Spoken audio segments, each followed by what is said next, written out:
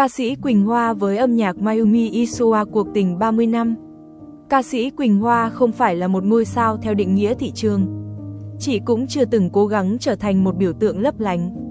Nhưng lại là mảnh ghép không thể thiếu của dòng nhạc trữ tình tiền chiến và càng không thể thiếu trong đời sống âm nhạc thủ đô. Lớn lên trên phố Trần Hưng Đạo, trong một gia đình nhà giáo truyền thống, từ bé Quỳnh Hoa đã được ông bà ngoại dẫn vào thế giới âm nhạc Bắc học bằng cây đàn violin. Tuổi thơ của chị là những chiều đi học nhạc được ông bà thay phiên đưa đón, là những năm tháng thanh xuân âm thầm học hát không ồn ào, không tham vọng nổi tiếng, chỉ có một tình yêu mãnh liệt với những thanh âm đẹp đẽ. Tôi không hát để trở thành ngôi sao, tôi hát để giữ lại một phần con người mình, Quỳnh Hoa nói. Sau này, Quỳnh Hoa bén duyên với nhạc tiền chiến với may mắn được hạnh ngộ những nhạc sĩ tài hoa như Đoàn Chuẩn, Văn Cao. Trong căn nhà nhỏ của nhạc sĩ Đoàn Chuẩn, Văn Cao, chị được nghe, được chỉ dẫn, được dạy không chỉ kỹ thuật, mà cả đạo làm nghệ sĩ.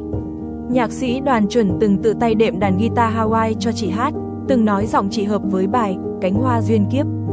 Với Quỳnh Hoa, họ chính là những người thầy lớn mà cả đời chị biết ơn, trân trọng. Thập niên 90, Quỳnh Hoa chạm đến cơ hội bứt phá trong sự nghiệp nghệ thuật. Nữ ca sĩ còn là gương mặt hiếm hoi xuất hiện trên blog lịch treo tường. Nhưng, Quỳnh Hoa lặng lẽ rút phần lớn thời gian khỏi sân khấu để làm tròn thiên chức làm vợ, làm mẹ. Và sau khi hai con khôn lớn, chị quay lại không để trở lại, mà để tiếp tục bước đi trên con đường chưa bao giờ rời xa.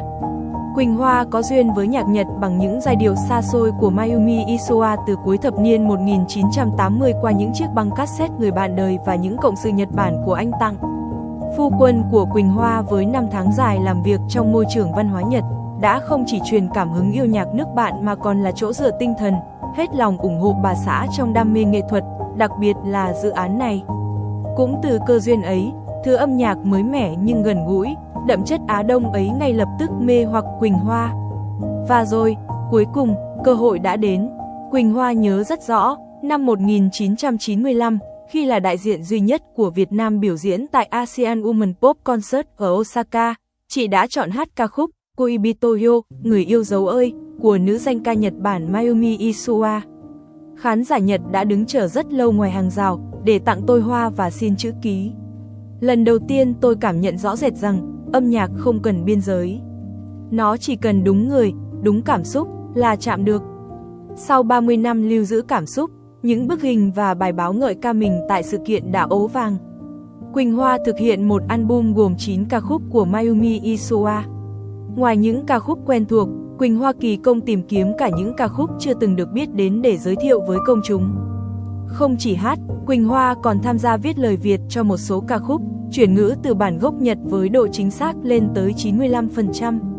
Quan điểm của chị rất rõ ràng, không thơ hóa quá mức, mà phải tôn trọng tinh thần nguyên tác. Chỉ đưa vào một nhịp thở Việt Nam tinh tế, đủ để giai điệu ngân lên mà vẫn giữ được linh hồn ban đầu. Chị lựa chọn trình bày album theo hình thức trộn ngôn ngữ, lời đầu tiếng Nhật, lời sau tiếng Việt hoặc ngược lại, tùy theo cảm xúc. Đây cũng là lần đầu tiên Quỳnh Hoa thực hiện dự án với vai trò một nhà sản xuất, lựa chọn phong cách phối khí, sản xuất MV cho các ca khúc. Đặc biệt, mỗi tác phẩm được quay tại một địa điểm danh thắng của người Việt như Hạ Long, Rừng Mận Tây Bắc, Cầu Long Biên, Mù Cang Chải, Hạ Long. Theo chị, âm nhạc của Mayumi và nhạc tiền chiến Việt Nam có sự đồng điệu với giai điệu đẹp, ca từ đầy cảm xúc, giàu nữ tính, có chút buồn nhưng không bi lụy. Một kiểu đẹp, vừa phải, rất Á Đông. Có những bài tôi chỉ nghe một lần mà nhớ suốt, giống như hồi trẻ, đọc thơ Nguyễn Bính chỉ một lần là thuộc, Quỳnh Hoa chia sẻ. Tôi cảm mến Mayumi như thể gặp được một người chị lớn. Giữa chúng tôi, cách nhau một thế hệ, một ngôn ngữ, một quốc gia nhưng âm nhạc thì giống như đang viết ra từ sự thấu hiểu, sẻ chia rất lớn. Thứ đồng điệu không cần lý giải bằng ngôn ngữ và khước từ phiên dịch. Chính sự đồng cảm sâu sắc ấy đã khiến album Quỳnh Hoa hát tình ca Nhật Bản trở thành một nhịp cầu tuyệt đẹp giữa hai nền văn hóa. Ở đó, người nghệ sĩ Việt Nam không chỉ hát bằng tiếng Nhật, mà còn kể tiếp những câu chuyện dang dở của người phụ nữ Nhật bằng chính giọng nói trầm ấm, khan nhẹ, chất lọc từ nhiều năm tháng sống, yêu và làm mẹ, làm vợ, làm cô giáo, làm một người Hà Nội.